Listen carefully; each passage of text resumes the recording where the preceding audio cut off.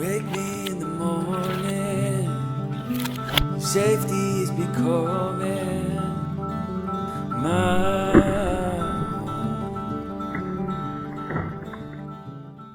Welcome back to the Home Slice, guys. This is a test that I have been so excited for. Today we have a cheap Tramontina machete with a remade handle with some tennis wrap on it, as it turns out. It's in a marbles sheath, but it is a Tramontina machete. So just your basic Brazilian-made Tramontina machete with a denim stropped edge that went down to 161 bess and is very sharp. Very, very sharp. 1075 steel on this bad boy, and it will be facing off. This ordinary humble machete will be facing off against the Condor Tactana. Oh yeah, boys and girls, we're gonna do this. This Condor Tactana has been hand sharpened by me. Both of these blades, the edges have been taken to 19 degrees per side. I've left them a little bit wider than the 17 degrees in the other blades, and that's simply because I know that there will be greater force exerted by such long blades. They're quite long. Having trouble holding it out here. It's wanting to tear. So 166 on this bad boy, I believe it was. So very similar sharpening. Same steel in both of these. So this is down to sort of a test between two different designs, two different profiles, and blade geometries and thicknesses. And we'll see which one is more effective, but I reckon this ought to be heaps of fun. The Condor Tactana is 44 thousandths of an inch behind the edge. The Tramontina Machete is 62.5 thousandths of an inch behind the edge.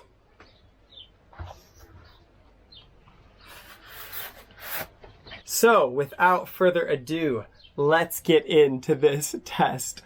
Woo!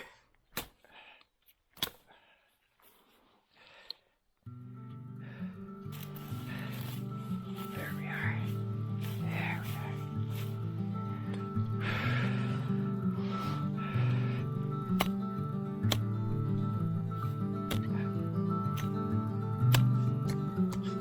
When some whistling wind,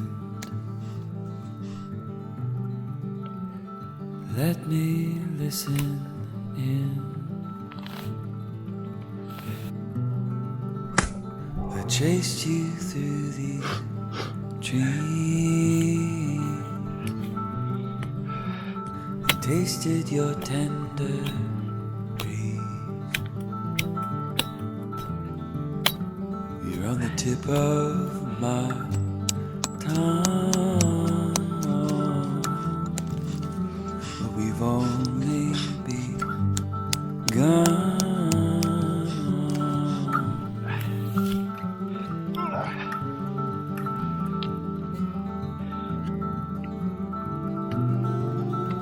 I tracked your trail to these winsome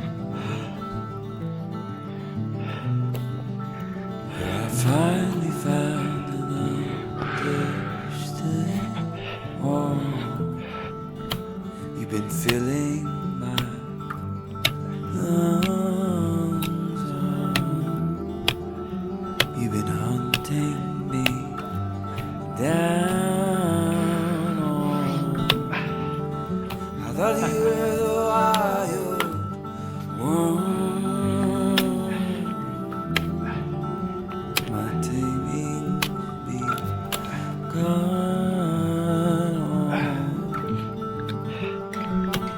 Just a second. You wake me in the morning, safety is becoming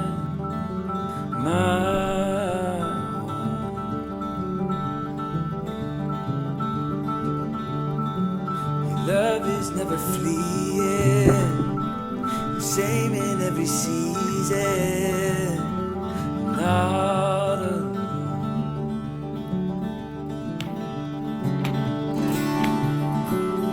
Wake me in the morning, your safety is becoming my home.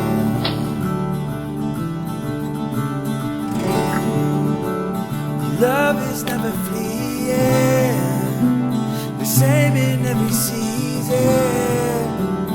Love, my home.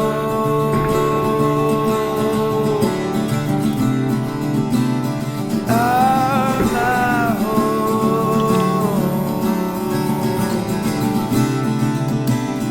Love, my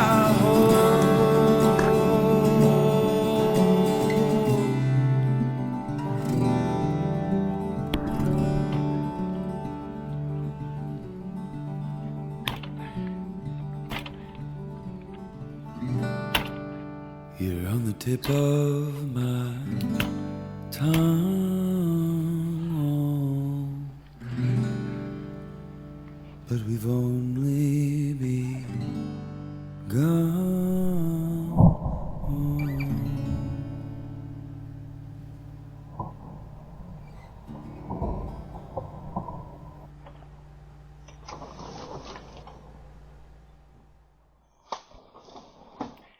And we interrupt this serious Blades video with a sneak peek at the smallest home slice of the family. This is Laszlo. Say hi to everybody, Laz. Like, what's going on, Dad? Laszlo's 4 months as of yesterday. He's growing and a healthy boy. He's real chill. Fills our house up with smiles, though he just got up from a nap, so he's a little bit chill right now. Anyway, thanks for those of you guys who have been excited about Laszlo. Thanks for those of you who have been praying, and yeah, just sending along your well wishes. Laszlo's doing great. Oh, nice little smile, dude. I may attempt to do the verbal part of this blade test review tournament. I'll put up a picture of the bracket with updated results after I get through the testing, but before we do the best tests and the paper test, I'll just kind of weigh in on my thoughts on the Condor Tactana versus Tramontina Machete. Now, the Tramontina Machete that I was using has a plywood handle that I made because the old one broke, and it's wrapped in tennis wrap, but it sort of rounds to this end. And so it's designed to chop. Like, it's not like your standard Tramontina machete that's sort of designed to be multi-purpose. It's designed to be swung forward from the wrist, kind of like a golok or a bolo handle, and then have something bring it to a halt. So I found that the Tramontina felt a little bit more efficient, like ounce for ounce, because the wrist snap that you could do with it enabled you to get a lot of bite really quickly with minimal sort of arm movement. I don't like with machetes how if you are at all off in the angle that it hits, if you're not completely perpendicular, then the blade sort of has a bit of warp to it, and so you hear this like boom, and you can hear like the force of the chop went into the blade flexing and like bending back and forth. I really don't like that. But if you get your wrist action pretty precise, then you can sort of avoid that by hitting very perpendicular. I had hoped that the Condor Tactana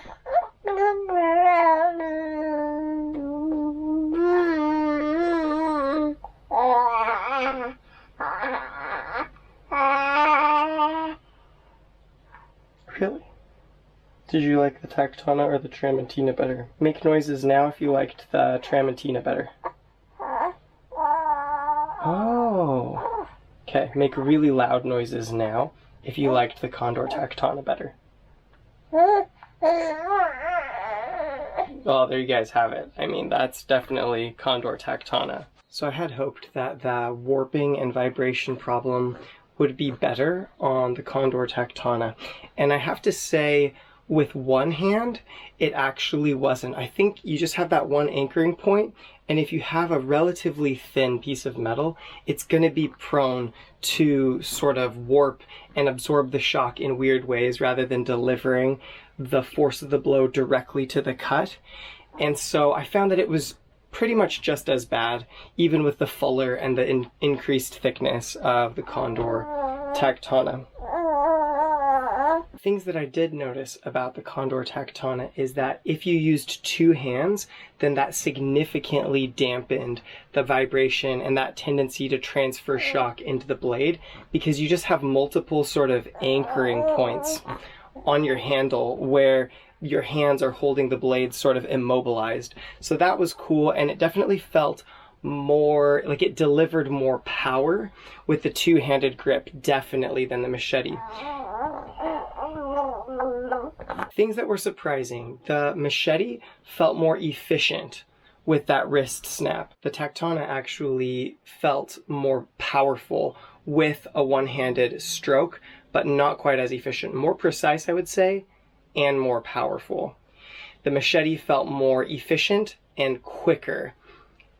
I think the bite in on each of them was pretty similar, with a little bit more bite on the katana when you used a two-handed grip. The Tactana was definitely a lot more of a workout because you're using two hands to swing the thing around through the air, so much bigger cardio workout, and it was definitely more fun. The tip was much more efficient feeling than on the machete. As far as sharpness goes, we'll see on the best, but the Tactana felt like it kept an edge a little bit better, but that could also just be, like, I really struggled with the edge on this Tramontina because it's been so beat up. If the reading is a little bit worse, it may not be indicative that if you get a machete that you'll have a worse experience than buying a really expensive katana, but it may be that the edge has just seen a lot of abuse on this particular Tramontina. Whoa. Sorry, I realized that I'm using maybe the wrong terminology. You can make hits into a log, like if this arm is the log, that are not perpendicular without generating a lot of shock and like boom, warping. But what you want to make sure is that your blade is in line with the direction of your stroke. So if your stroke is coming straight down this way, but your blade is just a little bit off like this, that's where you're going to run into problems and you're going to experience a lot of warping and shock. Okay, coming back to you with my drool covered shirt. And you guys know the drill for the rest of it. Got some lemon essential oil, which is great for dissolving sap, and we're just going to clean up the edges to make sure we don't get any false best readings. 2 strokes each for each blade on each side on the unloaded kangaroo strop, and then it's off to the best to take 3 readings, 1 at the tip and 2 in the strike zone, and we'll average them out to see who wins this bracket of the tournament. Let's do it.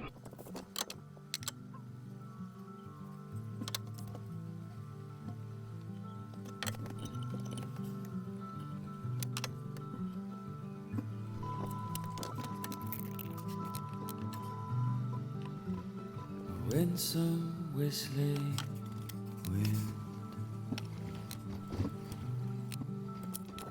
let me listen in. I chased you through these trees and tasted your tender breeze. You're on the tip of my tongue, but we've only begun.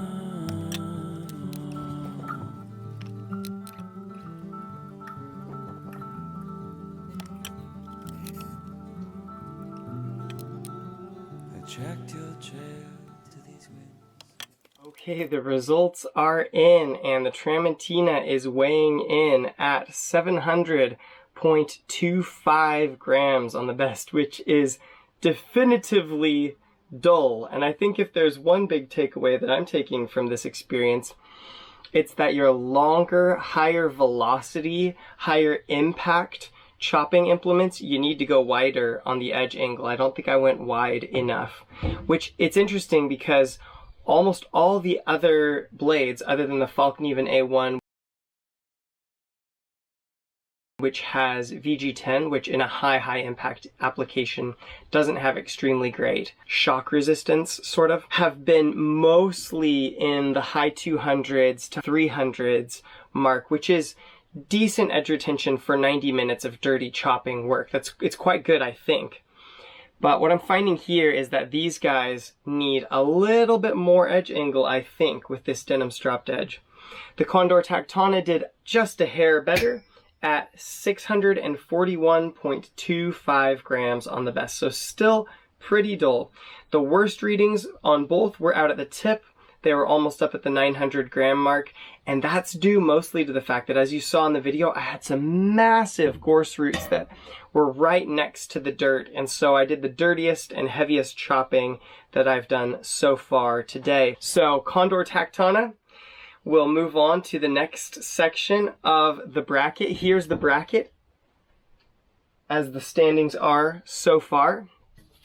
And let's do a paper slice test before we put these bad boys away. Now I need to do maybe a machete with a sort of cleaner edge, because this guy is still capable of slicing paper. But this edge has been really beat up, and I'm not sure I actually ground it long enough to remove all the subsurface damage. So hear me when I say, this doesn't mean if you have a Tramontina machete, it's a piece of garbage. I actually think what I'm learning more from this test is that I actually need to put more work into figuring out what is the best sort of edge for a large machete, and put the time in to really remove damage if I use a used one. I think that's really the big takeaway. So still definitely cutting here through the middle section, but out at the tip, you're not going to get that at all. Yeah, the tip is destroyed. Too much dirt. They both registered pretty badly at the tip. Now the Condor was like a fresh factory edge, and I'm assuming there'll be less errors and chipping, but let's check it out and see. Because I went from a factory edge to the denim stropped edge, so it was totally clean underneath. Oh yeah, and you can see there, definitely glides through a bit more easily. Yeah, that's not bad. I mean, right until you get out at the tip. Oop, doesn't want to cut. Definitely not push cutting anymore. I don't think we could push cut with... Oh, almost push cutting, but not quite. And the tip, I believe, is going to be just as sad a story on this guy. Oh no! Oh, it has a catch. I might have tested it right in that dull spot, but actually the tip is doing a bit better. And I think, again, that's due to having a clean canvas. So I don't know, I guess I really learned that you need to take your time to grind away any damaged metal and make sure that you start from a clean slate. And these were at 19 degrees or thereabouts for their edge angle, and I think for this high of an impact application, I probably need to go up to at least 22, 23 degrees to prevent so much damage to the edge. Now I'm sure the Golok, Bolo, Kukri, and cane machete guys will be in the comment section on this video saying, you need to try these other wrist snap blades, and I hear you. I actually am beginning to lean myself that way. You'll be pleased to know that we're probably going to do another tournament starting next year, and I have some of those style blades on the way. We'll test a fresher machete edge, and I believe we'll be able to get a Golok and some Kukris in the next tournament. So I'm headed that direction. I'm really excited about that. And thank you guys for your awesome recommendations. Hey, if you had fun, make sure to check out, if you've not seen it, the Buck Hoodlum in 5160 spring steel versus the Survive Knives GSO 10 in Peter's Heat Treat CPM 3V. For the rest of you, thanks for tuning in. I hope you guys have an awesome day, and I'll catch you at the next round of this tournament. Peace out from the home slice. Bye, guys.